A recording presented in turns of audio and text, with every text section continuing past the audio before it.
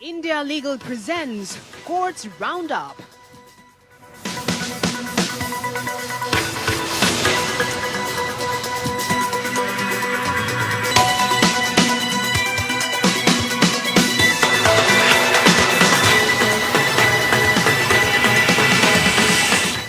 नमस्कार, आप देख रहे हैं हमारी खास पेशकश कोर्ट्स राउंड अप। मैं हूं आपके साथ नेहा दुबे। इस बुलेटिन में अगले आधे घंटे हम आपको कोर्ट से जुड़ी तमाम छोटी बड़ी खबरों से करवाएंगे रूबरू। कोर्ट की कार्रवाई और सुप्रीम कोर्ट से लेकर हाई कोर्ट्स और लो कोर्ट्स तक के फैसलों को रखेंगे आपके सामने।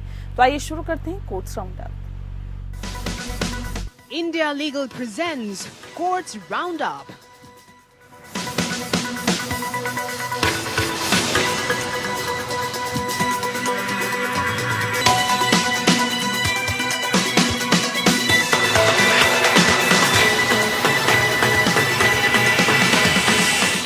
सुप्रीम कोर्ट ने प्रवर्तन निदेशालय की उस याचिका को खारिज कर दिया जिसमें झारखंड हाईकोर्ट के 28 जून के फैसले को चुनौती दी गई। फैसले में झारखंड के मुख्यमंत्री हेमंत सोरेन को कथित भूमि घोटाले से संबंधित मनी लॉन्ड्रिंग मामले में जमानत दी गई थी। जस्टिस बी आर गवाई और जस्टिस के वी विश्वनाथन की खंडपीठ ने कहा कि हाईकोर्ट का फैसला, जिसमें प्रथम दृष्टया ये पाया गया कि सोरेन मनी लॉन्ड्रिंग के दोषी नहीं है, बहुत ही तर्कसंगत है।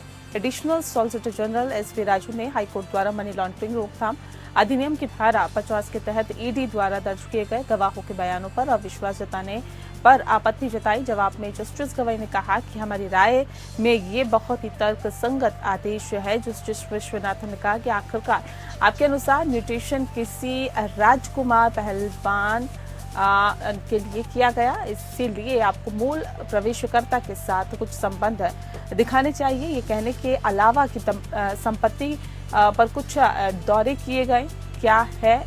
जब एएसजी ने कहा कि हाईकोर्ट ने धारा 50 के कथनों की पूरी तरह से अवहेलना तो की, जस्टिस गवाई ने कहा कि उन्हें अवहेलना करने के लिए वैध कारण दिए गए हैं। एएसजी ने जब आगे तर्क करने की कोशिश की तो जस्टिस गवाई ने चेतावनी दी। कोर्ट ने कहा कि हम विवादित आदेश में हस्तक्षेप करने के लिए इच्छुक नहीं हैं। हम स्पष्ट करते हैं कि एकल न्यायाधीश द्वारा दी गई टिप्पणी जमानत पर विचार करने से संबंधित है। इसे ट्रायल जज पर ट्रायल या किसी अन्य कार्यवाही में कोई प्रभाव नहीं पड़ेगा। सुनवाई के दौरान जस्टिस गवाई ने चीफ जस्टिस डीवाई चंद्रचूड़ द्वारा सार्वजनिक समारोह में ट्रायल जज द्वारा जमानत देने में अनिच्छा के बारे में दिए गए बयान का भी उल्लेख किया। वहीं सुप्रीम कोर्ट ने बिहार सरकार को सोमवार को बड़ा झटका देते हुए वंचित वर्ग के लिए आरक्षण 50% से बढ़ाकर 65% करने पर रोक बरकरार रखी है। सुप्रीम कोर्ट इस मामले में सितंबर में विस्तृत सुनवाई करेगा। बिहार सरकार ने एससी, एसटी, ओबीसी और आर्थिक रूप से कमजोर वर्ग के लिए सरकारी नौकरियों और शिक्षण संस्थानों में आरक्षण 50% से बढ़ाकर 65% करने का फैसला लिया था। इस फैसले को पटना हाईकोर्ट में चुनौती दी गई थी। हाईकोर्ट ने इसे असंवैधानिक बताते हुए रोक लगा दी थी और बिहार सरकार ने हाईकोर्ट के फैसले को सुप्रीम कोर्ट में चुनौती दी थी। सीजेआई डीवाई चंद्रचूड़ ने बेंच ने कहा कि मामले पर विचार किया जाएगा और अंतिम सुनवाई के लिए सितंबर में सूचीबद्ध करेंगे।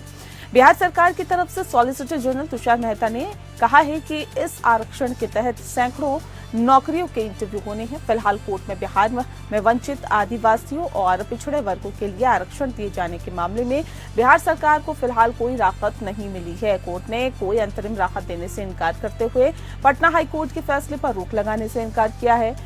सुप्रीम कोर्ट ने बिहार सरकार की याचिका की सुनवाई के लिए स्वीकार कर ली है और सितंबर में इस पर विस्तृत सुनवाई होगी, लेकिन पटना हाईकोर्ट ने सरकार के इस फैसले को रद्द कर दिया। अब बिहार सरकार ने सुप्रीम कोर्ट में चुनौती दी है। बिहार सरकार ने सुप्रीम कोर्ट में गुहार लगाई है कि हाईकोर्ट के फैसले पर रोक लगाई जाए।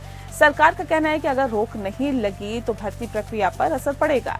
याचिका में कहा गया कि हाईकोर्ट का ये निष्कर्ष कि जाति सर्वेक्षण के आंकड़ों के आधार पर पिछड़े वर्गों का पर्याप्त प्रतिनिधित्व है, ये राज्य के विवेक का हनन है। दरअसल पटना हाईकोर्ट ने वंचितों, आदिवासियों एवं पिछड़े वर्गों के लिए आरक्षण को 50% बढ़ाकर 65% करने के कानून को रद्द कर दिया था।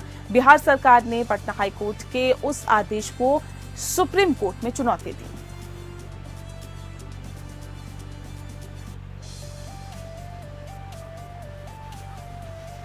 सुप्रीम कोर्ट ने शरद पवार की एनसीपी गुट द्वारा दायर याचिका पर नोटिस जारी किया, जिसमें महाराष्ट्र विधानसभा स्पीकर द्वारा राष्ट्रवादी कांग्रेस पार्टी या एनसीपी के अजित पवार गुट के सदस्यों को अयोग्य ठहराने के से इनकार को चुनौती दी गई है। Justice chief justice DY Chandrachud, justice JB Pardiwala और जस्टिस मनोज मिश्रा की पीठ ने स्पष्ट किया कि याचिकाकर्ता याचिका की स्वीकार्यता के बारे में तर्क पर मामले के अंतिम निपटान के चरण में दोष और गुण के साथ ही निर्णय लिया जाएगा। कोर्ट ने यह भी स्पष्ट किया है कि चुनौती पर शिवसेना उद्धव ठाकरे गुट की लंबित याचिका के साथ ही सुनवाई की जाएगी, जिसमें एकनाथ शिंदे गुट के विधायकों को अयोग्य ठहराने के साथ ही स्पीकर के साथ ही इनकार को भी चुनौती दी गई है। कोर्ट ने कहा कि हम नोटिस जारी करेंगे, सभी आपत्तियों पर सुनवाई योग्यता के आधार पर अंतिम फैसला लिया जाएगा। अन्य प्रतिवादियों को दस्ती देने की स्वतंत्रता है। याचिकाकर्ताओं का प्रतिनिधित्व senior advocate doctor am Singhvi ने किया है। फरवरी में महाराष्ट्र विधानसभा स्पीकर राहुल नार्वेकर ने उन विधायकों को अयोग्य ठहराने से इनकार किया था जिन्होंने दायर के बाद अजित पवार का समर्थन किया था। स्पीकर ने चुनाव आयोग के फैसले पर भरोसा किया, जिसमें अजित पवार के गुट को असली एनसीपी माना गया है। ये ध्यान देने योग्य है कि चुनाव आयोग के फैसले को चुनौती देने वाली शरद पवार गुट की याचिका सुप्रीम कोर्ट में लंबित है। अजित पवार गुट की कार्रवाइयों को संविधान की 10वीं अनुसूची के अनुसार दल बदल के रूप में मानने से इनकार करते हुए स्पीकर नार्वेकर ने कहा कि एनसीपी के भीतर अंदर पार्टी असंतोष की प्रकृति है और ऐसे में पार्टी के सदस्य दो नेताओं यानी कि शरद पवार और अजित पवार के बीच आपको बता दें कि विभाजित है।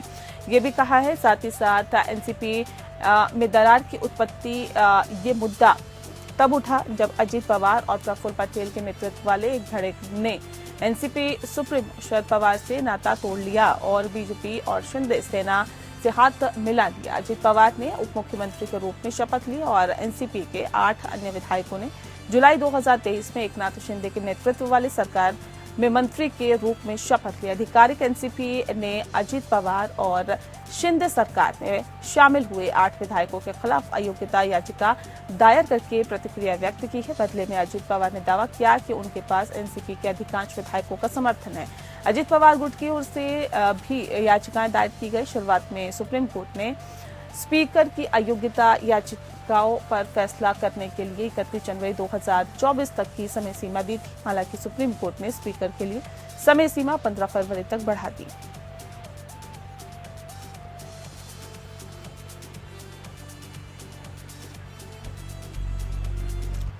दिल्ली की नई शराब नीति के में कथित घोटाला मामले के अंदर आरोपी दिल्ली के पूर्व उप मुख्यमंत्री मनीष सिसोदिया की जमानत मामले में जस्टिस BR गवई की अध्यक्षता वाली बेंच ने सुनवाई की और इस दौरान जस्टिस गवई ने कहा कि इन मामलों में हम काउंटर और जो जवाब के औचित्य को नहीं समझते हैं, हमें मेरिट के आधार पर फैसला करना होगा। ये कोर्ट ने ये तब कहा।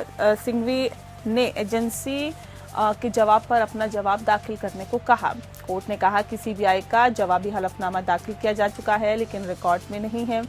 कोर्ट ने कहा कि एसजी के मुताबिक ईडी का काउंटर गुरुवार तक दाखिल किया जाएगा। एसजी राजू ने कहा है कि हमारा जवाब तैयार है लेकिन हमें उसमें कुछ प्रारंभिक आपत्तियां हैं। उन्होंने कहा कि सिसोदिया की सुप्रीम कोर्ट के आदेश को चुनौती देने वाली दूसरी याचिका है, उसी आदेश को चुनौती नहीं दी जा सकती। वहीं सिसोदिया के वकील अभिषेक मनु सिंघवी ने एएसजी के जवाब आपत्ति जताई, कहा कि इनका जवाब चौंकाने वाला है। ईडी ने जवाब दाखिल करने के लिए समय मांगा। साथ ही सिंघवी ने भी अगर एजेंसी के जवाब में कुछ नया हुआ तो हम उस पर जवाब दाखिल करेंगे। सिसोदिया ने याचिका में 16 महीने से जेल में बंद रहने का हवाला देते हुए जमानत की मांग की है। कोर्ट ने कहा है कि सीबीआई का जवाब दाखिल हो चुका है, ईडी का जवाब बाकी है। इसके लिए हमें 1 अगस्त तक का समय दे रहे हैं और फिलहाल कोर्ट 5 अगस्त को मामले की सुनवाई करेगा। दिल्ली की शराब नीति में कथित घोटाले से जुड़े भ्रष्टाचार और मनी लॉन्ड्रिंग मामलों में मनीष सिसोदिया ने जमानत याचिका दाखिल की है। याचिका में सिसोदिया की ओर से दलील दी गई है कि वे 16 महीनों से जेल में हैं और उनके खिलाफ मुकदमे में पिछले साल अक्टूबर से अब तक कोई प्रगति नहीं हुई है। कोर्ट 16 जुलाई को सिसोदिया की याचिकाओं पर सुनवाई करने के लिए तैयार हो गया था और उसने सीबीआई और प्रवर्तन निदेशालय से जवाब भी मांगा था। दिल्ली के मुख्यमंत्री अरविंद केजरीवाल के सीबीआई के मामले में नियमित जमानत याचिका पर सुनवाई दिल्ली हाई कोर्ट में हुई है, जिसमें फैसला सुरक्षित रख लिया गया है। सुनवाई के दौरान दिल्ली हाई कोर्ट में सीबीआई के वकील डीपी सिंह ने कोर्ट को बताया है कि केजरीवाल के खिलाफ निचली अदालत में आरोप पत्र दायर किया गया। उन्होंने कहा कि केवल आरोप पत्र दाखिल करने से केजरीवाल को नियमित जमानत का अधिकार नहीं मिल जाता। सीबीआई ने कहा कि अरविंद केजरीवाल के खिलाफ आरोप पत्र दाखिल हो गया है, लिहाजा वो निचली अदालत में जमानत याचिका दाखिल करे। अरविंद केजरीवाल के वकील अभिषेक मनु सिंघवी ने सीबीआई की इन दलीलों का विरोध किया है। हाईकोर्ट ने सीबीआई से पूछा कि वो गिरफ्तारी के खिलाफ अपनी याचिका में लाभ मिलता है तो अंतिम परिणाम क्या होगा। सीबीआई ने कहा कि फिर उनकी ये जमानत अर्जी का कोई जो है वो खत्म हो जाएगी। सीबीआई ने कहा कि केजरीवाल आबकारी नीति घोटाले के सूत्रधार हैं। केजरीवाल के गिरफ्तारी के बिना जांच पूरी नहीं हो सकती थी और 1 महीने के अंदर हमने इसमें चार्जशीट दाखिल कर दी थी। इसका मतलब है कि हमारी जांच इतने एडवांस स्टेज पर थी। पिछले 1 महीने में जितने भी साक्ष्य मिले हैं वो इस ओर इशारा करते हैं। सीबीआई के वकील ने कहा है कि 6 लोगों के खिलाफ चार्जशीट दाखिल की गई है, उनमें से 5 को गिरफ्तार नहीं किया गया। पिछले 1 महीने में की अहम सबूत आए हैं, जो कि हमने 1 महीने में जांच पूरी कर ली है और चार्जशीट भी दाखिल कर दी है। सीबीआई ने कहा कि केजरीवाल मंत्रिमंडल के प्रमुख भी हैं और उन्होंने इस नीति पर हस्ताक्षर किए हैं। इसे अपने सहयोगियों में वितरित भी करवाया और एक दिन में सभी ने इस पर हस्ताक्षर कर दिए हैं। ये सब कोरोना के दिनों के दौरान हुआ था। सीबीआई ने कहा कि अरविंद केजरीवाल ने अपने बयान में कहा था कि विजय नायर इस कथित नीति की एक प्रति लेकर आए थे, जिसे कंप्यूटर में डाला गया था और केजरीवाल वहां मौजूद थे। यह उनकी मामले में सीधी संलिप्तता दिखाता है। सीबीआई ने कहा कि हमने मामले में 44 करोड़ रुपए की रकम का पता लगाया है, ये पैसा गुआ गया। केजरीवाल ने खुद अपने उम्मीदवार से कहा कि पैसे की चिंता मत करो, आप सिर्फ चुनाव लड़िए। सीबीआई ने कहा कि हम जैसे जैसे जांच में आगे बढ़े उनकी संलिप्तता भी सामने आने लगी, जिसका प्रमाण मिलने लगे हैं और ऐसे में अगर हमने ये सब पहले दिखाया होता तो गवाहों के प्रभावित होने और सबूत गायब होने की संभावना नहीं थी। सीबीआई ने कहा कि पैसा गोवा खर्च का निर्देशन कौन करेगा। हमारे पास इस बात की सबूत है कि सभी उम्मीदवारों को 90 लाख रुपए दिए जाने थे। सीबीआई ने कहा कि कुछ परिस्थितियां ऐसी होती हैं जिसमें जमानत पर सीधे हाईकोर्ट सुनवाई कर सकता है, लेकिन हाईकोर्ट जमानत पर सुनवाई करने वाली पहली अदालत नहीं बन सकती है। इस मामले में यह अंतिम आरोप पत्र है और अब हम ट्रायल शुरू करने के लिए तैयार हैं। केजरीवाल के वकील अभिषेक मनु सिंघवी ने कहा कि मैंने पहले कहा था कि ये कुछ और नहीं बल्कि इंश्योरेंस गिरफ्तारी है। क्या आपने कभी ऐसा मामला देखा है जहां 2023 में केजरीवाल को गवाह के तौर पर बुलाया जाए और उसके बाद कोई समन न हो, फिर 2024 में गिरफ्तार कर लिया जाए? उन्होंने कहा कि ईडी मामले में 3 बार जमानत मिल चुकी है। जब से मुझे सीबीआई ने गिरफ्तार किया है तब से किसी गवाह से सामना आमना नहीं कराया गया है, कुछ भी नहीं हुआ है। सिंघवी ने कहा कि शराब नीति से निपटने के लिए 9 अंतर मंत्रालयी समिति थी और इनमें विभिन्न विभागों के अधिकारी थे और 1 साल के बाद जुलाई 2021 में नीति प्रकाशित हुई, जो कि एक संस्थागत फैसला है। सीबीआई का कहना है कि केजरीवाल ने इस पर हस्ताक्षर किए, बिल्कुल 15 अन्य लोगों ने भी इस पर हस्ताक्षर किए, जिसमें उपराज्यपाल ने भी हस्ताक्षर किए थे। ऐसे में सीबीआई को उपराज्यपाल को सह आरोपी नहीं बनाना चाहता और लेकिन सीबीआई को अपने तर्क के अनुसार उन्हें भी आरोपी बनाना चाहिए और मुख्य सचिव सहित 50 नौकरशाहों को भी सह आरोपी बनाया जाना चाहिए। The submissions were twofold. Number one, we gave the direct involvement of Kejriwal sahab. Mr. Arvind Kejriwal, right from day one, it has now emerged that he was the main person who was controlling the entire excise policy. The entire fruits also of the entire excise policy, fruits I mean to say the bribes and everything included, were disbursed as per the wishes of Mr. Kejriwal. Mr. Kejriwal, it has also emerged, is solely responsible for influencing the entire policy vis-a-vis the officers or through his ministers. We also have now come across proof of his trying to, influence even the existing players through Punjab. देखिए, आज पूरी argument में आपने भी देखा होगा, पूरी वेग आर्गुमेंट थी सीबीआई की तरफ से। कहीं पर किसी तरह के कोई भी तथ्य आधारित आर्गुमेंट नहीं थी। अभी तक 2 साल से लंबी ये इन्वेस्टिगेशन हो चुकी है। इसमें आज के आर्गुमेंट के दौरान सीबीआई ने कहीं पर कोई ऐसी एविडेंस, जिस एविडेंस का उनके पास कोई प्रूफ हो, ऐसा कुछ भी कोर्ट के सामने नहीं दिखा पाए। और हम लोगों को पूरी उम्मीद है कि जिस तरीके की आज आर्गुमेंट हुई है, अभिषेक मनु सिंघवी जी ने बहुत डिटेल में ये सब चीजें भी बताई कि ये पॉलिसी जो है, इस पॉलिसी में 50 से ज्यादा ऑफिसर्स, आईएएस ऑफिसर्स इन्वॉल्व थे और इसके अंदर पूरी कैबिनेट के साथ साथ फाइनल सिग्नेचर लेफ्टिनेंट गवर्नर के हुए थे। अगर आपको पिन पॉइंट करना था तो इस तरीके से पिक एंड चूज नहीं होना चाहिए था। अगर पॉलिसी में पूरी की पूरी कोई कमी थी, खामी थी, तो उसके अकॉर्डिंगली इन्वेस्टिगेशन होनी चाहिए थी। वहीं दिल्ली हाईकोर्ट ने सोमवार को योग गुरु बाबा रामदेव को निर्देश दिया कि वे अपने उन बयानों को हटा दें जिसमें उन्होंने दावा किया है कि कोविड-19 में लाखों लोगों की मौत के लिए एलोपैथी जिम्मेदार है और पतंजलि की कोरोनिल वायरस का इलाज है। जस्टिस अनूप जयराम भंभानी ने 2021 में विभिन्न डॉक्टर संघों द्वारा दायर मुकदमे में अंतरिम निषेधाज्ञा आवेदन पर आदेश पारित किया। पीठ ने रामदेव को 3 दिनों के भीतर सोशल मीडिया से आपत्तिजनक सामग्री हटाने के निर्देश दिए हैं। इसने कहा कि अगर रामदेव 3 दिनों के भीतर बयानों को हटाने में विफल रहते हैं तो सोशल मीडिया मध्यस्थ इसे हटा देंगे। डॉक्टर संघों ने आरोप लगाया कि बाबा रामदेव गलत सूचना फैलाकर बड़े पैमाने पर जनता को गलत तरीके से पेश कर रहे हैं, जिससे लोग ये कहकर अस्पताल में भर्ती नहीं हो रहे हैं कि एलोपैथी कोविड-19 मौतों के लिए जिम्मेदार है। मुकदमे में के अनुसार ही बाबा रामदेव न केवल एलोपैथी उपचार बल्कि अन्य कोविड-19 तरीकों की प्रभावकारिता के संबंधों में लोगों के मन में संदेह पैदा कर रहे थे। इसके अलावा ये भी कहा गया है कि प्रभावशाली व्यक्ति होने के नाते रामदेव के बयान बड़े पैमाने पर जनता को प्रभावित कर सकते हैं। इस तरह उन्हें एलोपैथी उपचार चुनने से विचलित कर सकते हैं, जिससे सरकार द्वारा भी देखभाल के मानक के रूप में निर्धारित किया गया है।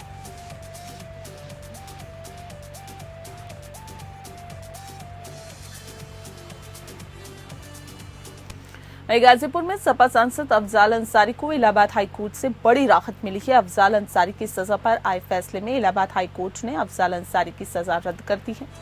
साथ में हाईकोर्ट ने अफजाल अंसारी की याचिका को मंजूर कर दिया है। बता दें आपको कि इसके साथ ही गैंगस्टर मामले में विशेष कोर्ट की ओर से सुनाई गई 4 साल की सजा रद्द हो गई है। अब अफजाल अंसारी की संसद सदस्यता बरकरार रहेगी। यह फैसला न्यायमूर्ति संजय कुमार सिंह की अदालत में सुनाया और अफजाल अंसारी को गाजीपुर की एमपी एमएलए कोर्ट ने कृष्णानंद हत्याकांड के बाद लगाई शुरू हुए गैंगस्टर मामले में 4 साल की सजा सुनाई थी। इसके खिलाफ अफजाल अंसारी ने सजा को रद्द करने और राज्य सरकार को कृष्णानंद राय के बेटे ने सजा बढ़ाने की अपील हाईकोर्ट में दाखिल की थी। इसके पहले अफजाल की अपील हाईकोर्ट ने खारिज कर दी थी, जिसके खिलाफ उन्होंने सुप्रीम कोर्ट का दरवाजा खटखटाया था। सुप्रीम कोर्ट ने सजा को निलंबित करते हुए फिर से सुनवाई के लिए मामले को हाईकोर्ट वापस भेज दिया था। सुप्रीम कोर्ट के आदेश पर हुई सुनवाई के बाद अदालत ने 4 जुलाई को फैसला सुरक्षित किया था। अफजाल की ओर से वरिष्ठ अधिवक्ता गोपाल स्वरूप चतुर्वेदी, दयाशंकर मिश्रा और उपेंद्र उपाध्याय ने बहस करते हुए तर्क दिया था कि कृष्णानंद राय हत्याकांड के कारण शुरू हुए गैंगस्टर की कार्रवाई अवैधानिक है, क्योंकि अफजाल अंसारी कृष्णानंद राय हत्याकांड से बरी हो चुकी है।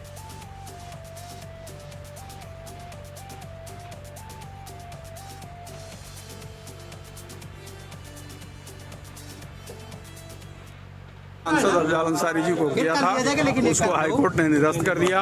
हमारी वो अपील अलाउ कर दी। सरकार की तरफ से जो सजा बढ़ाने की अपील थी उसको खारिज कर दिया और मिस्टर पीयूष राय की तरफ से जो रिवीजन था उसको भी आर्गुमेंट्स, अदालत ने हमारे सारे आर्गुमेंट्स को बड़े धैर्य से और कई दिनों तक सुना था और हमें खुशी है कि उन्होंने हमारी आर्गुमेंट्स को स्वीकार किया है और अपील अलाउ किया। किन किन आधारों को लिया गया वो तो जजमेंट जब अपलोड होगा तब भी हम आपसे शेयर कर पाएंगे।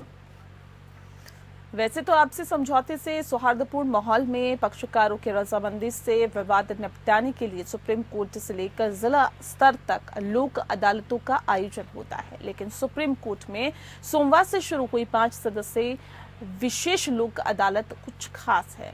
सुप्रीम कोर्ट अपनी 75वीं वर्षगांठ पर पहली बार 5 दिवसीय विशेष लोक अदालत का आयोजन कर रहा है और इसी संदर्भ में सीजेआई चंद्रचूड़ ने अपने विचार व्यक्त किए हैं। आइए सुनते हैं क्या कहा सीजेआई ने। मैं सोचता हूँ कि आम लोगों की जो समस्याएं हैं जो लंबित हैं कोर्ट्स में, उनको ज़रूर लोक अदालत पे आना चाहिए, क्योंकि उनको शीघ्र न्याय मिल सकता है और उनके मन जैसा न्याय मिल सकता है। Because the whole concept of a Lok Adalat is that it is consensual. हम इसलिए बैठते हैं यहाँ पर कि हम दोनों पक्षों को एक साथ लाने की कोशिश करते हैं ताकि वो इन मामलों को निपटा सकें। छोटे छोटे मामले होते हैं पर हर एक व्यक्ति के लिए बहुत बड़ा मामला होता है। मान लीजिए किसी का पेंशन है, किसी के मोटर एक्सीडेंट का कॉम्पनसेशन क्लेम है, या किसी की ज़मीन ले ली गई है और ज़मीन के लिए उनको मुआवजा चाहिए। तो इन सब मामलों में मैं सारे नागरिकों से ज़रूर यही विनती है मेरी कि वो लोक अदालत में आते रहें और उनके मामलों का शीघ्र हम निवारण कर सकें। मध्य प्रदेश उच्च न्यायालय ने ये स्पष्ट कर दिया है कि अगर लाइसेंसिंग प्राधिकारी संतुष्ट है कि कोई व्यक्ति आपराधिक गतिविधियों में शामिल है और सार्वजनिक सुरक्षा और सार्वजनिक शांति के लिए संभावित खतरा है, तो ऐसे व्यक्ति के हथियार लाइसेंस को रद्द कर सकता है। इसी संदर्भ में आइए इंडिया लीगल के वेब रिपोर्टर से समझते हैं कि हथियार के लाइसेंस कब हो सकते हैं रद्द।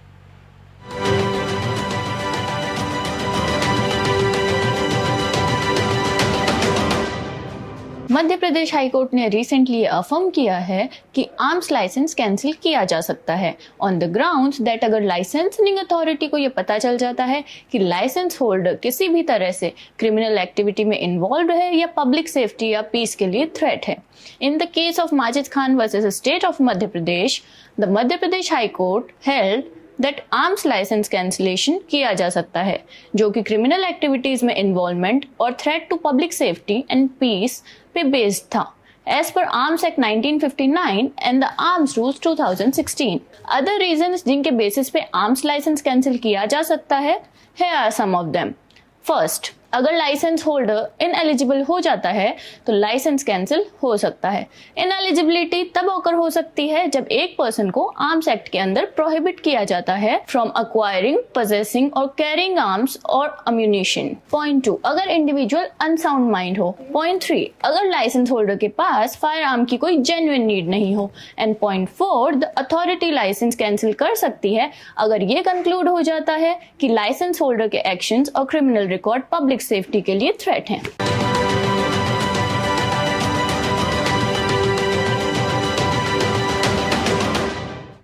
और इसी के साथ फिलहाल इस बुलेटिन में इतना ही। नमस्कार। India Legal presents Courts Roundup.